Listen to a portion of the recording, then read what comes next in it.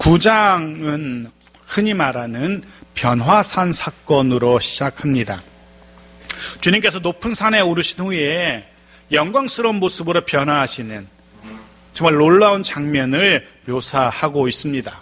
그리고 그 장면에 이어서 제자들과 대화를 하시면서 그 변화의 의미를 설명하시는 주님의 모습도 기록하고 있습니다. 바라기는 오늘 본문의 말씀을 통해서도 우리에게도 말씀하시고 또 깨닫게 하시는 주의 은혜가 있기를 축복합니다. 자, 2절 말씀을 보겠습니다. 같이 읽죠. 시작. 엿새 후에 예수께서 베드로와 야고보와 요한을 데리시고 따로 높은 산에 올라가셨더니 그들 앞에서 변형되사 엿새 후에 주는 그리스도 신이다 라는 베드로의 고백, 신앙 고백이 있은 후 엿새 후를 말합니다. 베드로의 신앙 고백 후 주님은 자신이 하나님의 아들이심을 제자들에게 구체적으로 본격적으로 드러내시기 시작합니다. 이제 본격적으로 십자가 사역을 시작하려 하시는 겁니다. 그 출발점이 오늘 본문이라고 할 수 있습니다. 먼저 베드로와 야고보, 요한을 따로 데리시고 산에 올라가십니다. 베드로, 야고보, 요한, 이들이 누굽니까? 후에 예수님의 사역을 이어갈 제자들입니다. 그것도 핵심적인 역할을 감당해야 할 제자들입니다. 그들과 함께 산에 오르십니다. 이 산이 어떤 산인지, 구체적으로 정확하게 어떤 산인지는 밝혀진 바가 없습니다. 그런데 지리적인 여건을 감안할 때 헐몬산, 헤르몬산으로 추정하긴 합니다. 이 산은 약 2800m 되는 제법 높은 산인데요. 가이사라 빌립보에서 가까운 산입니다. 베드로의 신앙 고백이 있었던 곳이 바로 가이사라 빌립보였습니다. 해서 아마 그 산이지 않을까라고 추정합니다. 물론 이 산이 어떤 산인지는 중요하지 않습니다. 여하튼 산에 오르신 주님입니다. 사실 구약적인 배경에 익숙한 유대인들에게 산이란 존재는, 산이란 의미는 상당한 의미가 있는 장소입니다. 왜냐하면 하나님께서 자신을 드러내실 때 주로 산에서 드러내셨기 때문입니다. 출애굽기 24장 13절은 이렇게 기록하기도 합니다. 보십시오. 같이 읽죠. 시작. 모세가 그의 부하 여호수아와 함께 일어나 모세가 하나님의 산으로 올라가며, 하나님의 산, 하나님의 산이라고 따로 있는 게 아닙니다. 하나님이 임재하신 산을 의미합니다. 그 산이 어떤 산이건 하나님이 임재하신 곳, 그것을 하나님의 산이라고 부릅니다. 하나님은 주로 산에 임재하시곤 하셨습니다. 산은 하나님이 자신을 드러내시는 주요 장소였던 거죠. 역시 하나님이신 주님께서 이곳 산에서 자신이 어떤 존재인지를 비로소 더 정확하게 제자들에게 드러내시는 겁니다. 어떻게 자신을 드러내십니까? 성경 본문은 변형되었다라고 그렇게 기록하고 있죠. 변형. 형태가 변하는 것을 말합니다. 마치 번데기가 껍질을 깨고 나비가 멋진 나비로 변형하듯이 드디어 주님이 신령한 정체를 드러내신 겁니다. 인간의 모습이 아닌 신의 영광을 드러내는 정체를 드러내시는 거죠. 그런 모습으로 변화하신 겁니다. 변형, 변화. 바울은 로마서와 고린도서에서 이 변형이라는 단어를 이렇게 적용하고 있습니다. 먼저 로마서 12장 2절을 보겠습니다. 같이 보겠습니다. 시작. 너희는 이 세대를 본받지 말고 오직 마음을 새롭게 함으로 변화를 받아 하나님의 선하시고 기뻐하시고 온전하신 뜻이 무엇인지 분별하도록 하라. 여기 변화를 받아, 변화라고 사용하고 있고요. 고린도서 3장 18절을 마저 보죠. 같이 읽겠습니다. 시작. 우리가 다 수건을 벗은 얼굴로 거울을 보는 것 같이 주의 영광을 보매 그와 같은 형상으로 변화하여 영광에서 영광에 이르니 곧 주의 영으로 말미암음이니라. 여기도 변화라고 쓰고 있습니다. 변화를 받아 또 그와 같은 형상으로 변화하여 라고. 바울은 지금 이 변형이라는 단어, 변화라는 단어를 우리에게 우리들에게, 그리스도인들에게 적용하고 있는 겁니다. 주님이 신령한 모습으로 변화하셨던 것처럼 주님을 믿는 우리도 그런 모습으로 변화해야 된다, 형태가 변해야 된다라고 말하고 있는 겁니다. 더 정확하게는 우리도 그리스도 예수의 모습으로 변화되어야 된다라고 사도 바울은 우리에게 이 단어를 적용하고 있는 겁니다. 예수를 닮아가야 한다는 겁니다. 사랑하는 성도 여러분, 날마다 비록 조금씩이라 할지라도 변화되어 가야 되는 우리들입니다. 어제보다 오늘 조금 더, 오늘보다 내일 조금 더, 그렇게 매일매일 주님을 더 많이 닮아가는 그런 모습으로 변화되어 가고 변형해야 되는 것이 우리의 모습인 겁니다. 생각해 보십시오. 많은 세상의 사람들이 저마다 닮고 싶어하는 사람들을 가지고 있습니다. 흔히들 롤모델이라고 하죠. 닮고 싶은 모습. 목회자들 사이에도 닮고 싶은 이들이 있었죠. 한때는 조용기 목사님을 닮고 싶어서 그와 같은 머리 스타일, 목소리 막 흉내내고 했었죠. 이상한 쇳소리 막 미십니까 하면서 그 당시에는 모든 거의 한국의 목사들 다 그런 식으로 쉰소리를 냈어요. 미십니까? 아멘 하면서 다 그래서 뭐 입에 힘 바짝 주고. 또 한때는 옥하님 목사님을 흉내내고 싶어서 까랑까랑한 목소리. 여러분 막 이러면서 그런 모습을 흉내내는 목사님들 다 많았어요. 롤모델이었어요. 세상에서는요, 유명한 가수들 흉내내려고 하는 이들 참 많습니다. 그래서 사진을 걸어두고 머리 모양도 그들처럼 흉내내고 옷도 따라 입고, TV에 나오는 연예인들이 입고 나오는 옷들은 금방 완판된다고 하잖아요. 닮고 싶어서, 옷이라도 닮고 싶어서 말투도 따라 하고요. 무엇을 말씀드리냐 하면 세상 사람들도 자신이 좋아하는 사람, 존경하는 사람을 닮아가려고 한다면 우리는 그보다 더 해야 한다는 겁니다. 예수님을 닮아가려는 노력이, 애씀이 우리에게 있어야 된다는 거죠. 사도 바울이 권면하는 것처럼 날마다 비록 아주 조금씩일지라도 그렇게 주님의 모습으로 변화되어가는 우리이기를, 점점 더 그리스도인다운 모습으로 변화되어가는 우리들이기를 주의 이름으로 축복합니다. 자, 3절입니다. 좀 더 구체적으로 주님이 어떻게 변형되시는지 3절은 이렇게 기록합니다. 같이 읽죠. 시작. 그 옷이 광채하며 세상에서 빨래하는 자가 그렇게 희게 할 수 없을 만큼 매우 희어졌더라. 마가는 변화되신 주님의 모습, 형태가 변화진 주님의 모습을 이렇게 기록합니다. 옷이 광채가 나며, 광채가 난다. 마치 금속이 빛을 받아서 반짝거리는 것처럼, 빛을 반사해서 반짝반짝 빛나는 것처럼 그렇게 빛이 나는 모습이라고 묘사하고 있습니다. 말 그대로 눈부시게 반짝거리는 주님의 옷을 묘사하고 있는 겁니다. 세상에서 빨래하는 사람은 그렇게 희게 할 수 없을 정도로 매우 흰색이었다라고, 아주 흰색이었다라고 그렇게 구체적으로 묘사하고 있습니다. 종합해 보면 주님의 옷은 희고 찬란한 모습이었습니다.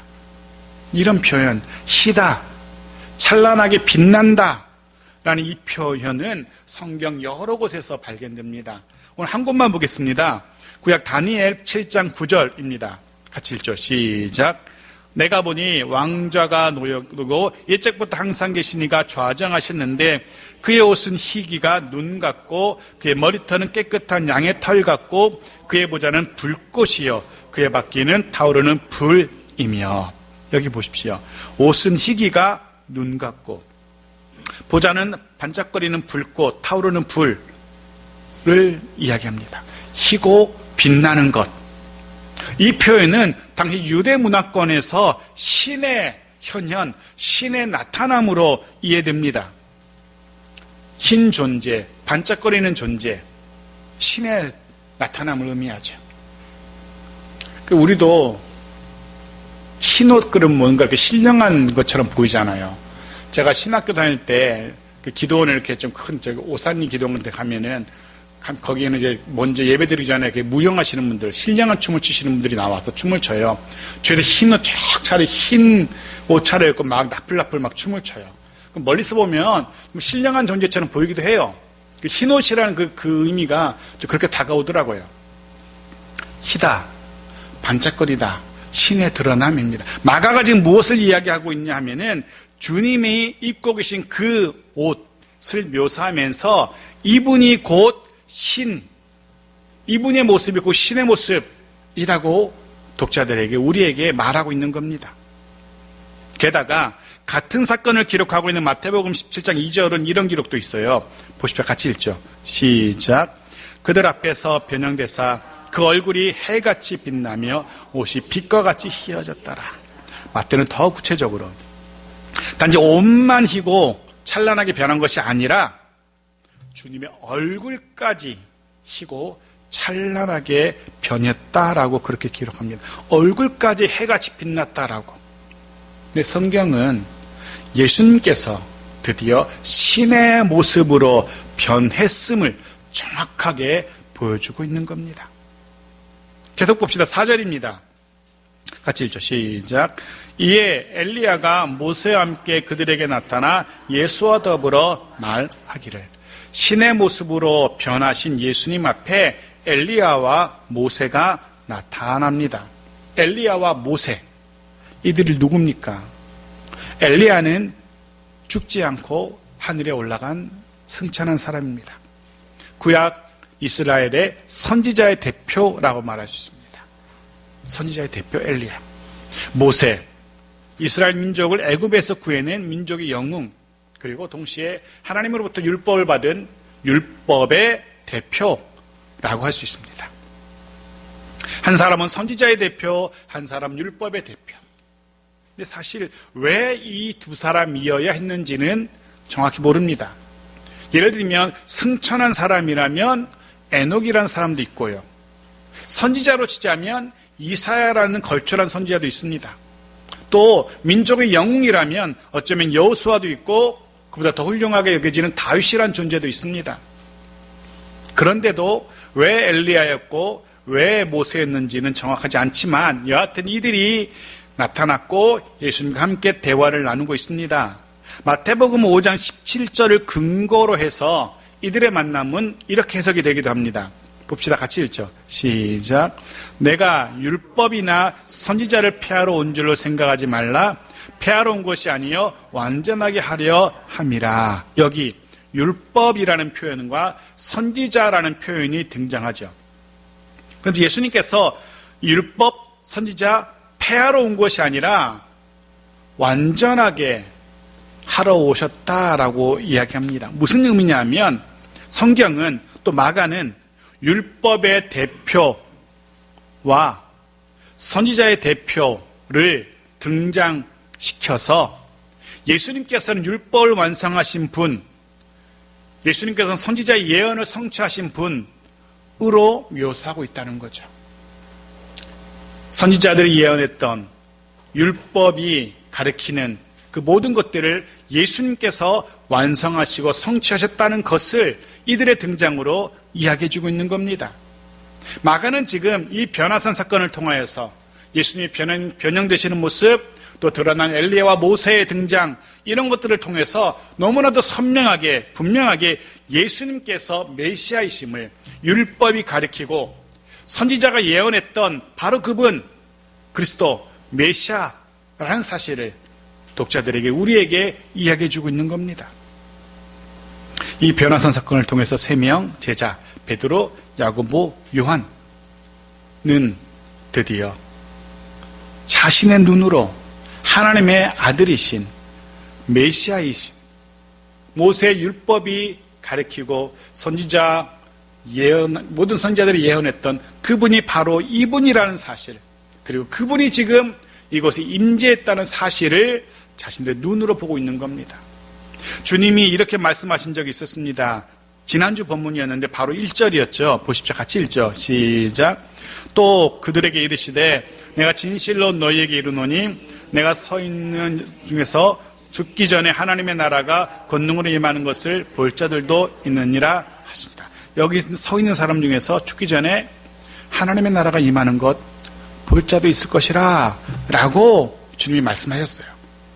하나님의 나라가 권능으로 임하는 것 볼 자, 있을 것이라 하셨는데 오늘 본문에서 이 3명의 제자가 지금 하나님이신 예수님이 권능으로 임재하고 계신다는 사실을, 지금 이곳에 예수님의 통치가, 하나님의 나라가 임하고 있는 이 놀라운 장면을 그들 눈으로 지금 목격하고 있는 겁니다.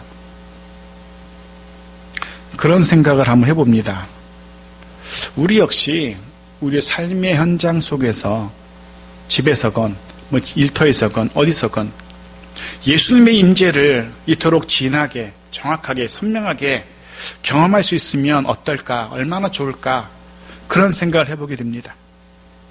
우리의 삶 속에서 하나님의 다스리심을 직접, 그래도 너무나 선명하게 경험할 수 있으면 얼마나 좋을까. 하나님이 지금 나를 다스리고 계신다는 사실을 부인할 수 없을 정도로 내 삶에 하나님이 임재하신다면 어떨까. 그런 생각을 해보게 되어집니다. 하나님의 임재를 정말 친하게 느낄 수 있다면 얼마나 좋을까. 거부할 수 없는 분명한 하나님의 다스리심 속에서 살아간다면 어떨까라는 생각. 바라기는 올 4월 한 달 이후로도 하나님이 선명하게 임하시고 너무나 분명하게 우리를 다스리시고 통치하시는 그런 우리의 가정과 일터이었으면 좋겠다라는 생각을 하며 그런 마음으로 축복합니다. 자, 5절입니다. 같이 읽죠. 시작.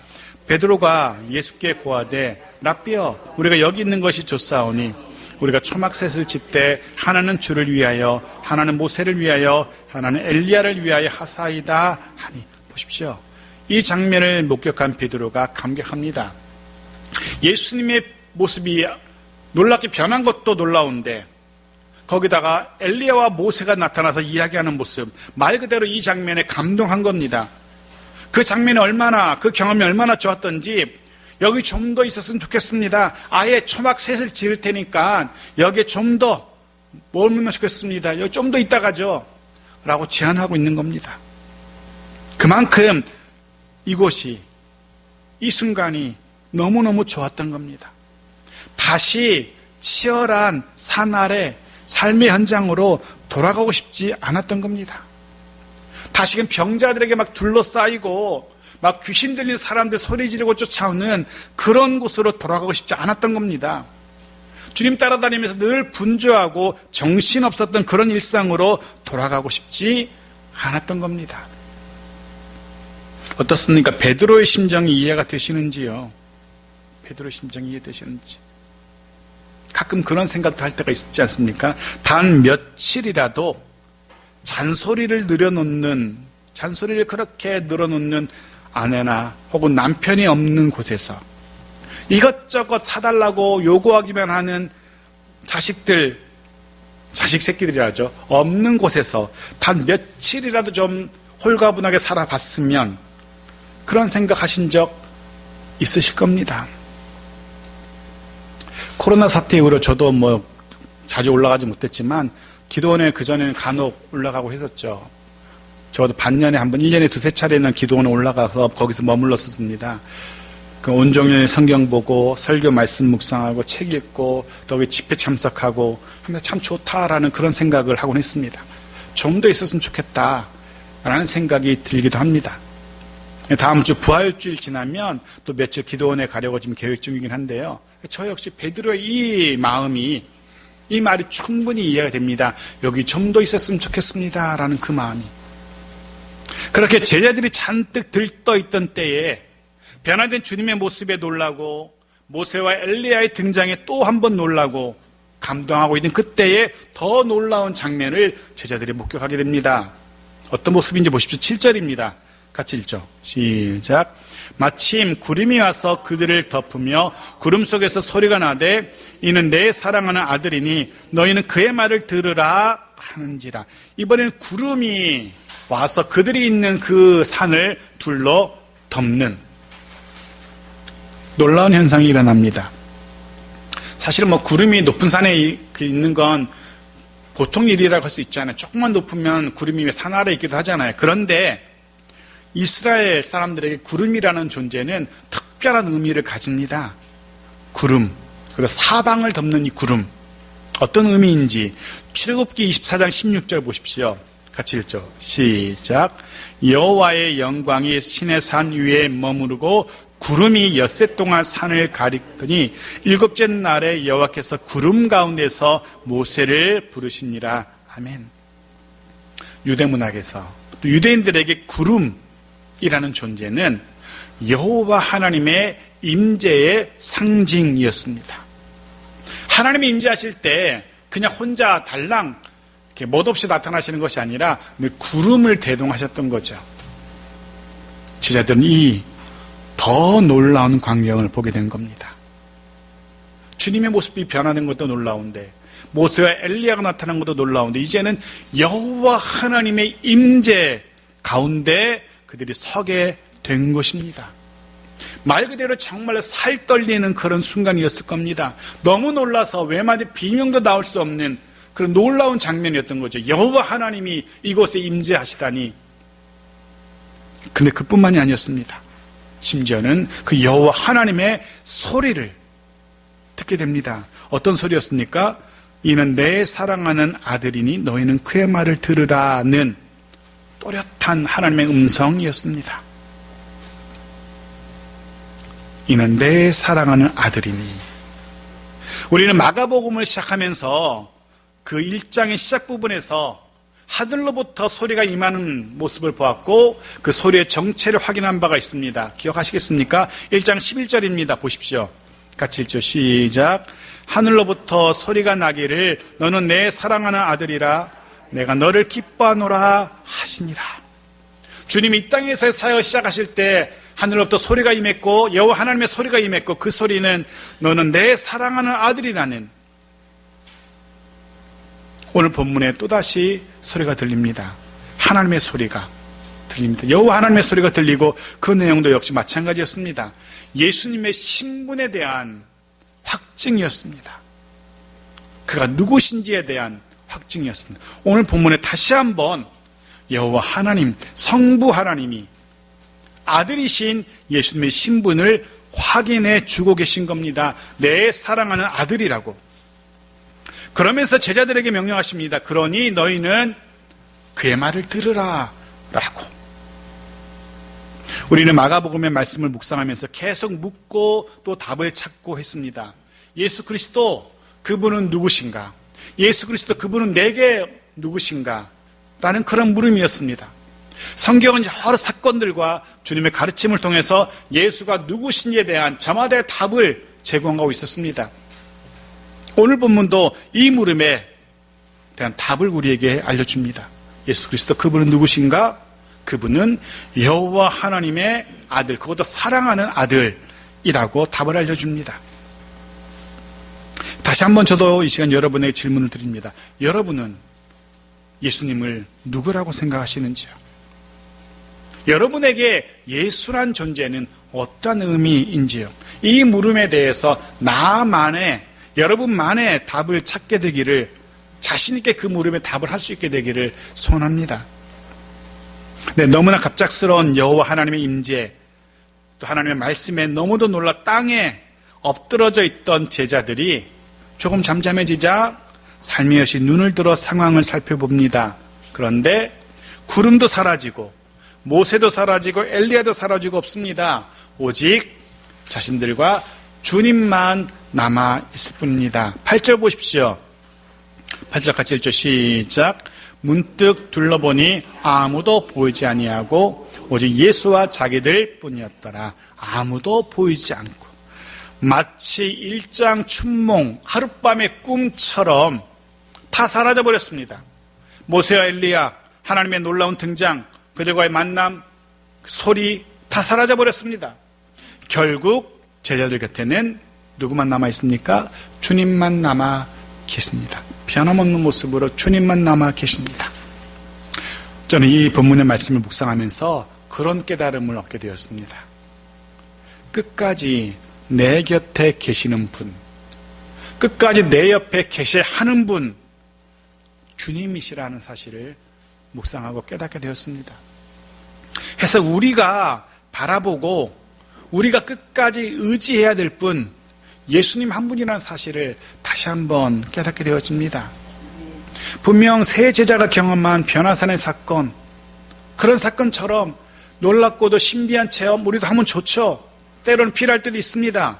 하지만 정말 우리가 중요하게 여겨야 할 것은, 또 정말 우리에게 필요한 것은 주님 바라보는 것, 주님 의지하는 것, 주님 붙드는 겁니다. 히브리서 12장 2절 앞부분 이렇게 기록합니다. 앞부분만 같이 읽죠. 시작. 믿음의 주여 또 온전하게, 하나 넘겨주세요. 같이 읽죠. 시작. 믿음의 주여 또 온전하게 하시는 이인 예수를 바라보자. 예수를 바라보자. 기억하십시오. 저 여러분에게 정말 필요한 건 주님 바라보는 겁니다. 일상의 힘겨운 삶 속에서 몸도 지치고 마음도 지칠 때, 그때 정말 필요한 것, 하나님의 아들이신 예수를 바라보는 겁니다. 물론 때로 아주 특별한 신비한 신령한 체험도 도움이 되긴 하겠죠. 하지만 그런 체험들은 말 그대로 일시적인 경험입니다. 우리의 삶 속에서 분주하면 분주할수록 더, 힘겨우면 힘겨울수록 더 정말 필요한 것, 주님 바라보는 것, 주님 곁에 머물러 있는 것입니다. 사랑하는 성도 여러분, 주님 바라보십시오. 여러분 힘들고 지칠 때에, 마음에 낙심될 때 더더욱 그래야 됩니다. 어려운 문제가 생겼는데 도무지 해결 방법을 찾지 못할 때는 또 더더욱 그래야 됩니다.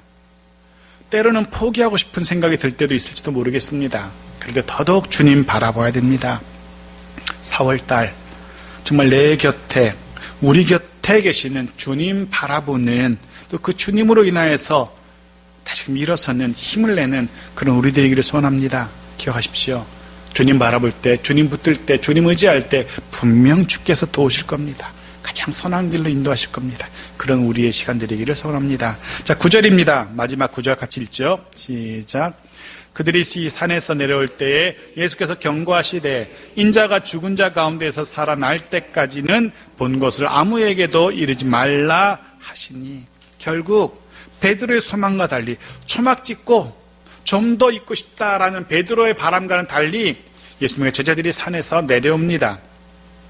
제자들은 미처 몰랐지만 주님이 오르셔야 되는, 주님이 계셔야 되는 산은 변화산이 아니라 갈보리산이었죠. 이제 주님은 이건 놀라운 신령한 체험을 했던 변화산에서 내려오셔서 이내 갈보리산을 향해서 걸어가십니다. 주님이 정말 오르셔야 되는 산은, 또 제자들이 올라가야 될 산은 변화산이 아니었고 갈보리산인 겁니다. 어쩌면 그리스도인들인 저 여러분이 올라가야 할 곳, 우리가 머물러 있어야 할 곳 역시 영광스러운 변화산이 아니라 저마다 십자가를 지고 올라가야 되는 갈보리산일지도 모르겠습니다. 사랑하는 성도 여러분, 모두가 부러워하는, 모두가 있고 싶어하는 변화산에만 머물러 있으려 하지 마십시오. 우리 일상의 삶 속에서 저마다 자신의 십자가를 지고 갈보리산에 오르는 그런 우리들이길 바랍니다. 고난 없는 영광만 바라보는 그런 영적 어린아이에 머물러서는 안 됩니다. 해서 주님이 제자들에게 이렇게 경고하시죠. 본 것을 아무에게도 이르지 말라. 이유는 바로 그겁니다. 베드로, 야고보, 요한에게 이런 엄청난 이야기를 들은 제자들이 베드로처럼 고난 없는 영광만, 쓸데없는 소망만 가질까봐 말하지 말라고 하신 겁니다. 자, 이제 오늘 말씀을 정리합니다. 오늘 본문은 영광스러운 모습, 신의 모습으로 변화된 주님의 모습을 보여줍니다. 주님을 향한 하나님 아버지의 음성이 무엇이었는지도 우리에게 들려줍니다. 이 변화산 사건은 그리스도 예수가 하나님의 사랑하시는 아들임을 우리에게 보여줍니다. 동시에 이 변화산 사건은 우리의 변화도 소망하게 합니다.